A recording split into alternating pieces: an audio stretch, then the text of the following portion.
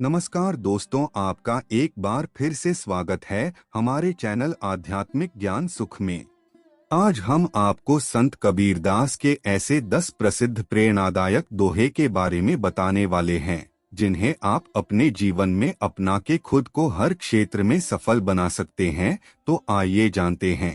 कभी कभी हम आवेश में आकर सामने वाले को कुछ ऐसा बोल जाते हैं जिसका बाद में हमें बहुत ही पछतावा होता है। बिना सोचे समझे बोलने से हमारे संबंध खराब होते हैं, हमें दुख होता है और पछताव के अलावा कुछ नहीं मिलता। ऐसा कहते भी हैं कि मुख से निकले शब्द उस तीर की तरह है जिसे हम वापस नहीं ला सकते। इस विषय पर कबीर दास जी अपने पहले दोहे में कहते हैं कि बोली एक अनमोल है जो कोई बोले जानी, ये तराजू तौली के तब मुख बाहर आनी। अर्थ है, कबीर दास जी कहते हैं कि इस दुनिया में बोली मुंह से निकली बात भी एक अत्यंत अनमोल वस्तु है अगर कोई इसका सही उपयोग जानता है। इसीलिए इसे अपने मुख से बाहर निकालने से पहले हृदय के तराजू पर तौल लेना चाहिए। अपने अहंकार में आकर बड़े से बड़े व्यक्ति का नाश हो जाता है। इसका सबसे बड़ा उदाहरण रावण का है। अहंकार में व्यक्ति अच्छा बुरा कुछ नहीं सोचता।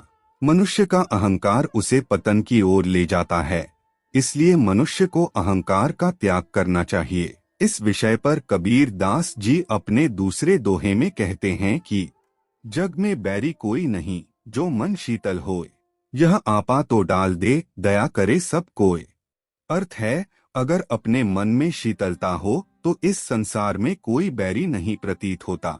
अगर आदमी अपना अहंकार छोड़ दे तो उस पर हर कोई दया करने को तैयार हो जाता है। संगत का असर हर व्यक्ति पर पड़ता है।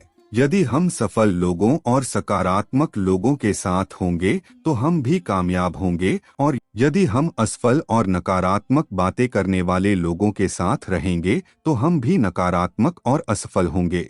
इस विषय पर कबीर दास जी अपने तीसरे दोहे में कहते हैं कि जैसा भोजन खाइए तैसा ही मन होय, जैसा पानी पीजिए तैसी वाणी होय।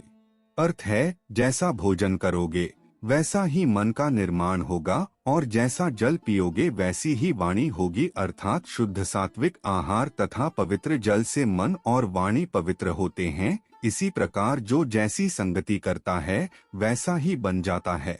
कभी कभी हमारा अधिक बोलना हमारे लिए बड़ी मुसीबत लाकर खड़ी कर देता है, पर कभी कभी जरूरत से ज्यादा चुप रहना हमारे लिए नुकसान साबित हो जाता है।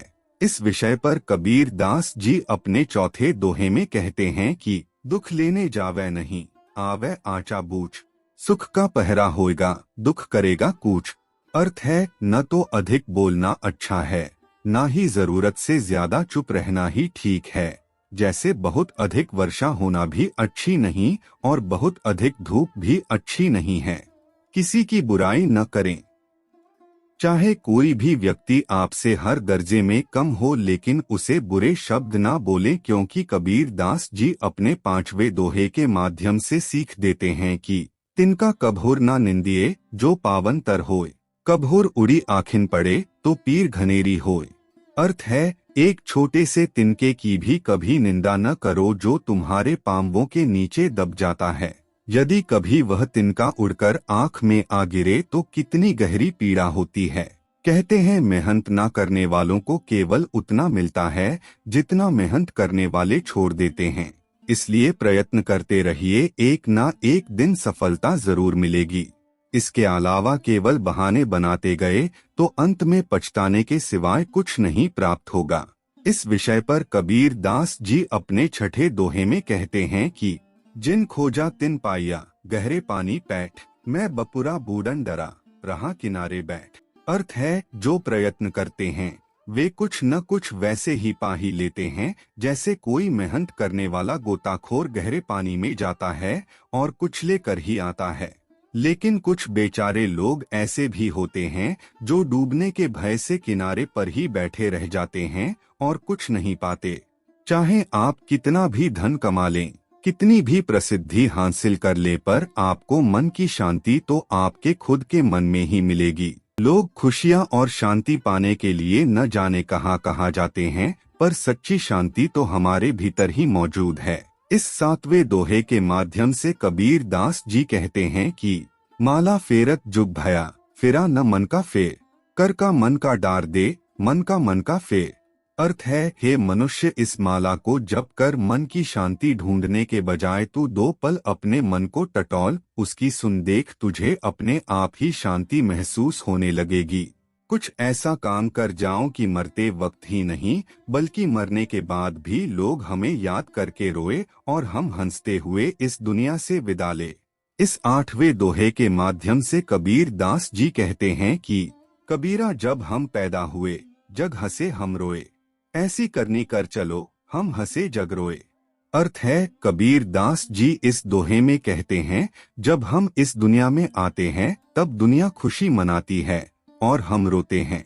इसलिए जीते जी अपने जीवन को इतनी जिंदा दिली, सच्चाई और अच्छाई से जियो कि वो औरों के लिए एक मिसाल बन जाए। यदि मन में मैल है तो ऊपरी साज सज्जा से कोई लाभ नहीं। इस 9वां दोहे की बात को समझाते हुए कबीर दास जी कहते हैं कि नहाए धोए क्या हुआ, जो मन मैल न जाए, मीन सदा जल में रहे, धोए बास न जाए। अर्थ है, कबीर दास जी इस दोहे में कहते हैं, ऐसे स्नान का क्या लाभ जिससे सिर्फ तन साफ हो और मन वैसा का वैसा मलिन रहे। जैसे कि मछली हर वक्त जल मग्न रहती है, फिर भी उसे कितना भी रगड़ा या साफ किया जाए उसकी बदबू नहीं जाती। इसलिए निरंतर अपने मन को साफ रखने का प्रयास करो, ऊपरी स्वांग से कोई लाभ नहीं। यदि कोई ज्ञानी संत, व्यक्ति या महापुरुष ज्ञान दे तो जीते जी जरूर लेना चाहिए, क्योंकि मरते समय, अंत समय में उस ज्ञान का क्या लाभ।